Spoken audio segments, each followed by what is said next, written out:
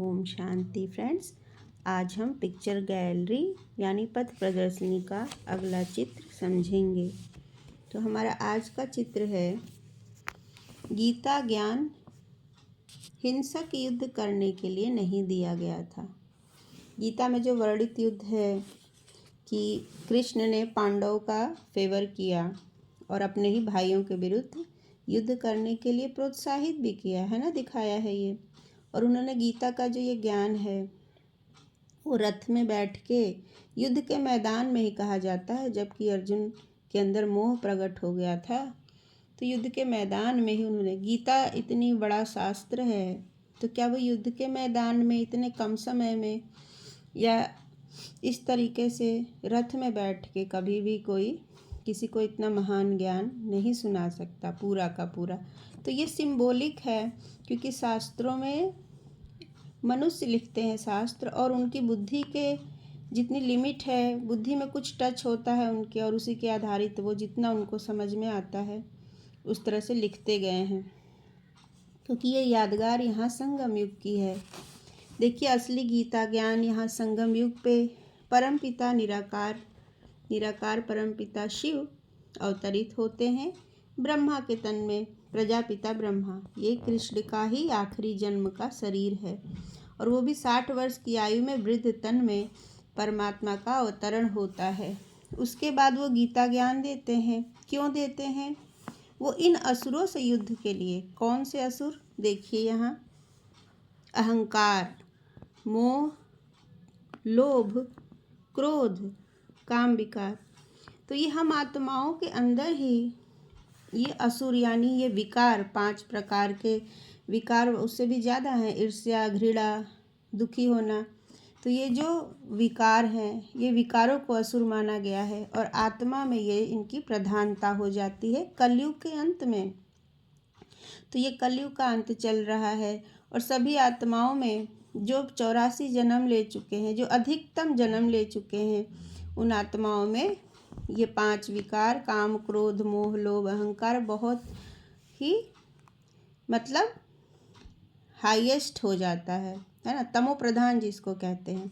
तो परमात्मा ने ब्रह्मा तन का आधार लेके अपने आदि सनातन के आत्माओं को फिर से इनलाइटन करते हैं, नॉलेज भी देते हैं और शक्तियाँ भी देते हैं, पवित्रता का बल प्रदान करते हैं। परमात्मा की ही शक्ति से सभी आत्माओं में क्या होगा?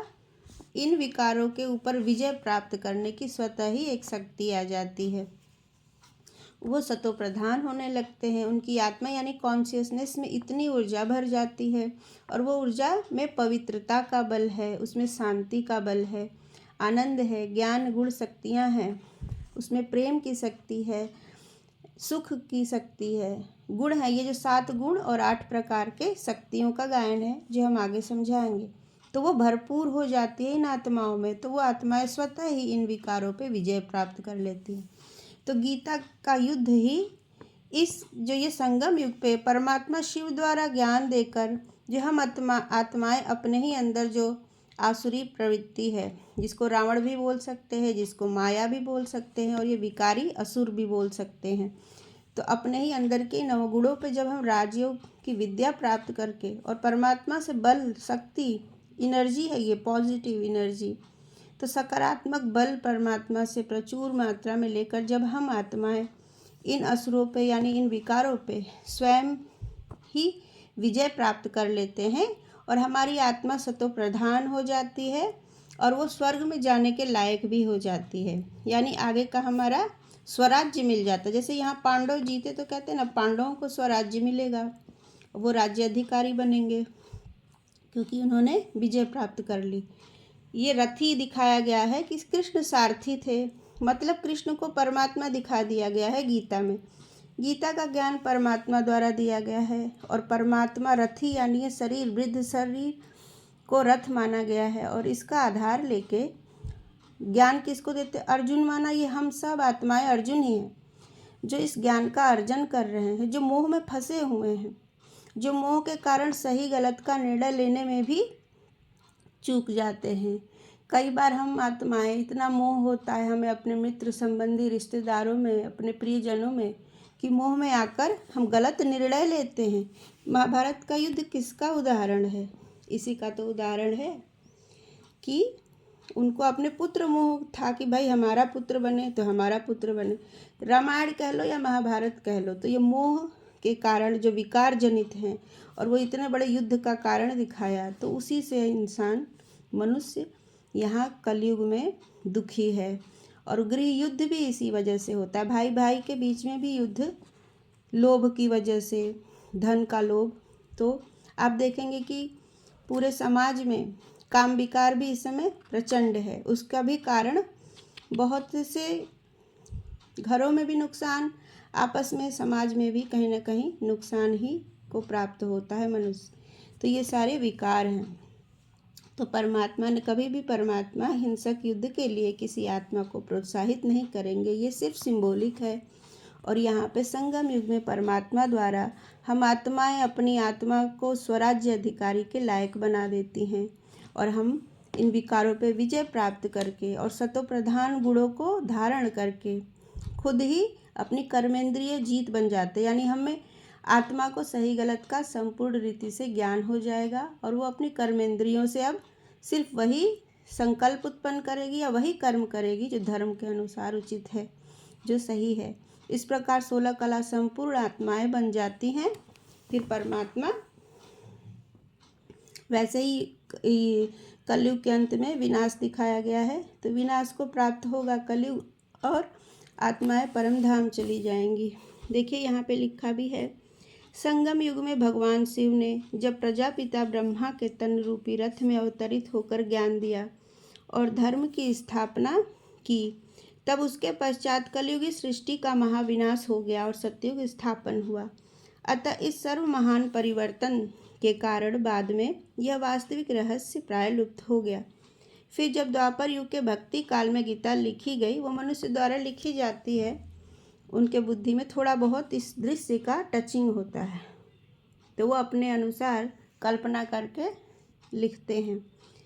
तो बहुत पहले संगम युग में जो हो चुके इस वृत्तांत का जो रूपांतरण व्यास ने वर्तमान काल का प्रयोग करके किया, तो समयांतर में गीता ज्ञान को भी व्यास के जीवन काल में अर्थात द्वापर युग में दिया गया ज्ञान मान लिया गया।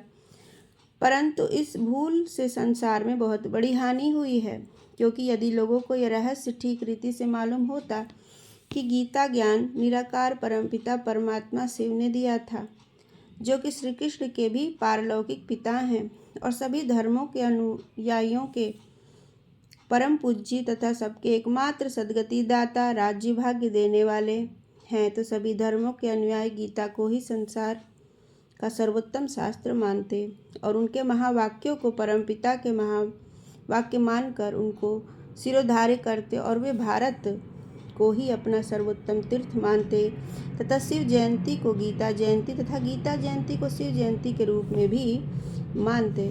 बात यह है कि गीता का ज्ञान परफेक्ट ज्ञान तो है ह्यूमन के लिए, और वो जो गीता शास्त्र लिखा गया उसमें आटे में नमक के मिश्रण मतलब थोड़ा सा ही है।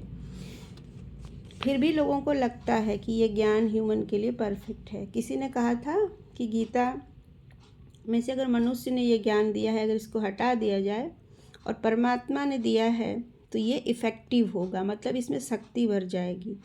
तो लोगों को पढ़ के थोड़ी सी धारणा होती है, आत्मा में कोई मूलचूल परिवर्तन नहीं होता, हमारे संस्कार नहीं बदलते हैं, बदलते यहाँ हैं जब परमात्मा से कनेक्शन होता है राजयोग द्वारा।